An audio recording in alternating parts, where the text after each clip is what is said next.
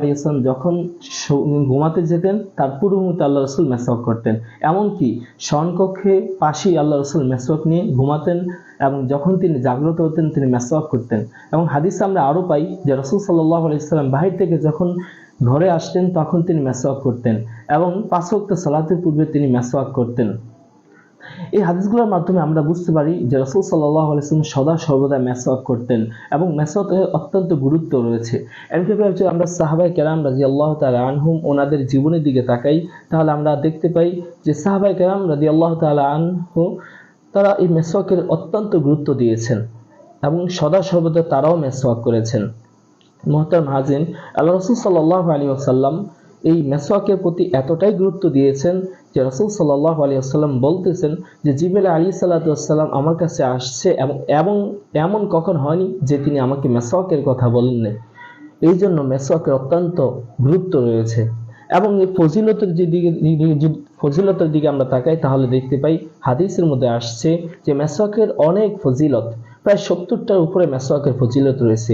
সবচেয়ে বড় ফজিলত হচ্ছে যে মৃত্যুর পূর্বে কালিমা নসিব হয় এবং 2 নম্বর ফজিলত হচ্ছে যে কিয়ামতের দিন কঠিন মুহূর্তে রাসূল সাল্লাল্লাহু আলাইহি ওয়াসাল্লামের সুপারিশ পাওয়া যাবে এবং 3 নম্বর ফজিলত হচ্ছে হাদিসে যেটা আসছে যে মেসওয়াক মুখে দুর্গন্ধ দূর করে এমনিভাবে আল্লাহ তাআলা সন্তুষ্টি অর্জিত হয়।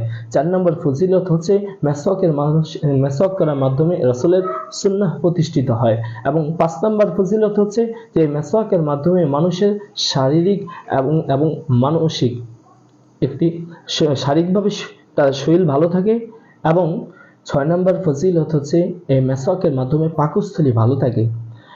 এমনিভাবে মুহতারাম হাজিরিন, আমরা যদি বিজ্ঞানের দিকে তাকাই তাহলে দেখতে পাই যে বিজ্ঞানের থিওরি হচ্ছে মানুষ যে খাবার আহার করে এই খাবার আহারের ফলে মানুষের মুখে কিছু ব্যাকটেরিয়া এবং জীবাণু জন্মায়, যে জীবাণুগুলো অন্য টুথপেস্ট এবং ব্রাশের মাধ্যমে ধ্বংস করা সম্ভব হয় না, শুধুমাত্র মেসওয়াক দ্বারাই তা ধ্বংস করা সম্ভব হয়। এমনিভাবে যদি আমরা স্বাস্থ্যবিজ্ঞানের দিকে তাকাই তাহলে দেখতে পাই বিজ্ঞানের পরামর্শ হচ্ছে মেসওয়াকের দিকে, কারণ বিজ্ঞান বলেন যে মানুষ যে খাবার আহার করে সেই খাবার আহার করার ফলে এমন কিছু ভাইরাস এবং জীবাণু জন্মায় যেগুলো পাকস্থলী যায়, ফলে তাদের জরিপে আসছে বর্তমান সময়ে প্রত্যেক 3 জনের মধ্যে 2 জনের পাকস্থলীতে সমস্যা। আর এই সমস্যা নিরসনে তাদের ব্যক্তিগত পরামর্শ হচ্ছে যে মেসওয়াক করা। এই জন্য মেসওয়াকের অত্যন্ত গুরুত্ব এবং ফজিলত এবং দুনিয়াবে অনেক উপকার রয়েছে। এই জন্য এই রমজান মাস আসছে মানুষের জীবনে পরিবর্তন করতে, মানুষের জীবনে পরিবর্তন করে তার জীবনকে উন্নত এবং উন্নীত করতে। এই জন্য আসুন ব্রাশ ছাড়ি মেসওয়াক দিয়ে রাসূলের সুন্নাহকে আমরা প্রতিষ্ঠা করি এবং দুনিয়া এবং আখিরাতে ইনশাআল্লাহ আমরা এর ফায়দা বা লাভ অবশ্যই পাবো। এবং সবচেয়ে বড় যে ফায়দা ইনশাআল্লাহ আশা করা যায়, আমরা যদি এই মেসওয়াক এই আমলটা ছোট্ট আমলটা নিয়মিত করি তাহলে ইনশাআল্লাহ মৃত্যুর পূর্বে আমাদের কালিমা